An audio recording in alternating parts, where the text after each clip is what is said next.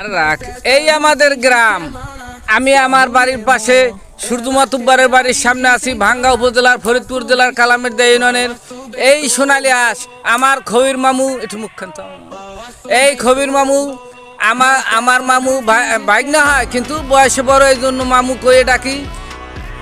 সে এই যে পাট ই করতেছে, শুকাইতেছে, আরে দিতে আছে, যেটা আমরা আর বলি বাঁশ বান্দা। এই অতীতেই বাংলার যে নাম ছিল সোনার বাংলা, সেই সোনার বাংলার নাম হয়েছে এই সোনালী আঁশের জন্য। আর এই সোনালী আঁশ বিখ্যাত ভাঙ্গা, নগরকান্দার, তালমা, দেওরার এই ফরিদপুরের পাটের উপর বিশ্বের কোনো পাট নাই। সেই পাট আবাদ আমাদের দেশে হয়, কিন্তু পানির অভাবে কৃষকরা এবং সেই পাটের সেই সোনালী আঁশ করতে পারতেছে না।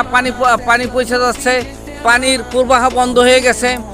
আর পাটের ন্যায্য মূল্য না পাওয়ায় কৃষকরা, কিষানীরা এই ন্যায্য